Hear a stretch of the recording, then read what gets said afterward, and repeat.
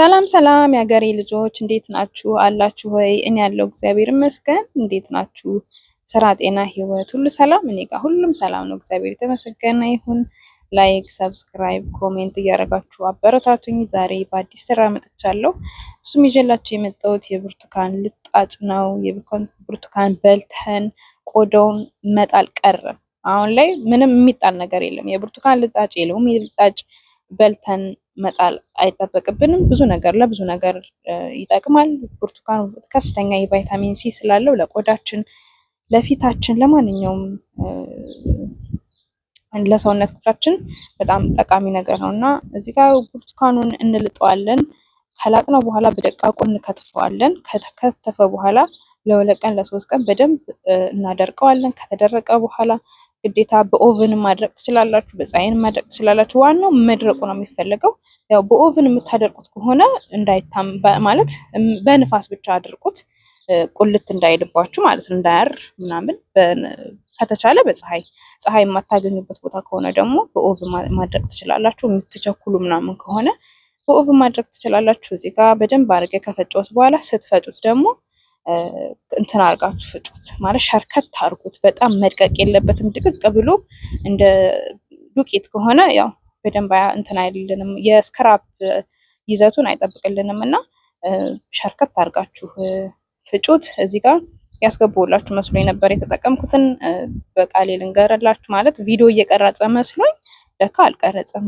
አድርጌ ጨማምሬ ምናምን ከጨረስኩ በኋላ እንትን አልቀረጸም ለካ። እና እኔ የተጠቀምኩት እዚህ ጋር 1 ሲኒ፣ እናንተ ያላችሁ ነው ችግር የለውም። እኔ ግን የተጠቀምኩት 1 ሲኒ የኒዶ ወተት፣ 1 ሲኒ ስኳር፣ 1 ሲኒ ዘይት፣ ማንኛውም ዘይት። እኔ የወይራ ዘይት ነው የተጠቀምኩት። እናንተ ግን የኮኮናትም የወይራም የፈለጋችሁን ዘይት መጠቀም ትችላላችሁ።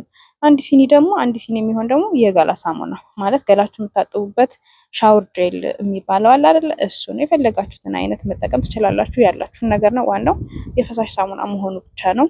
ለምን በደንብ አድርጎ እንዲያዋህድልን፣ በደንብ አድርጎ የክሬም አይነት ስሜት እንዲኖረው ሰውነታችን ላይ ስንቀባው በደንብ አድርጎ እንዲፍተለተል፣ እንዲያሽልን፣ ስክራፕ እንዲያደርግልን፣ እንዲጠቅመን መሆን አለበት። የውፍረት መጠኑ በጣም ቅጥን ማለት የለበትም።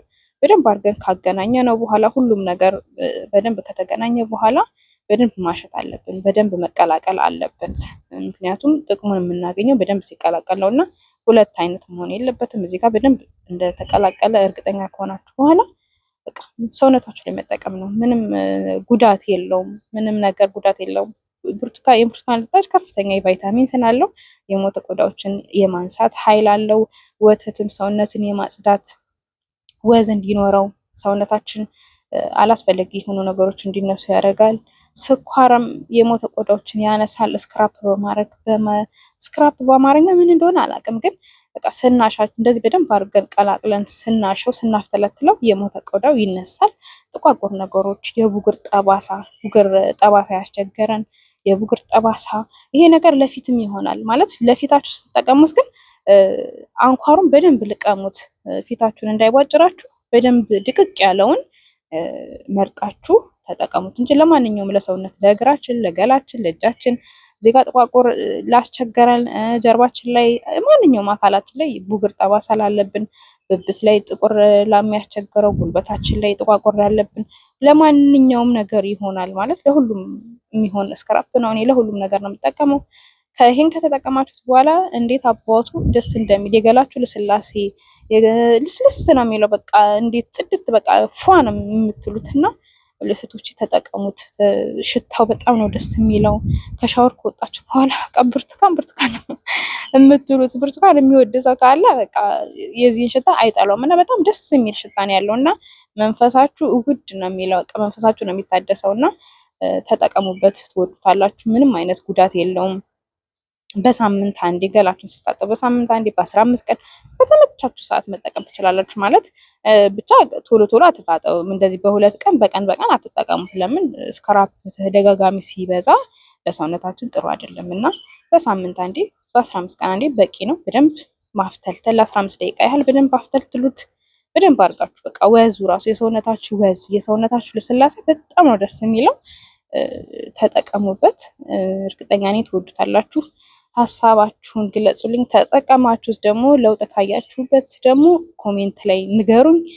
በሌላ አዲስ ስራ እመጣለሁ። ብዙ ነገር ይዤላችሁ እመጣለሁ። የተለያዩ ቪዲዮዎች ይዤ እመጣለሁ። አብራችሁን ሆኑ። ላይክ፣ ሰብስክራይብ፣ ኮሜንት በማድረግ አበረታቱኝ። ጊዜያችሁን ሰጥታችሁኝ ስለተመለከታችሁኝ በጣም አመሰግናለሁ። መልካም ጊዜ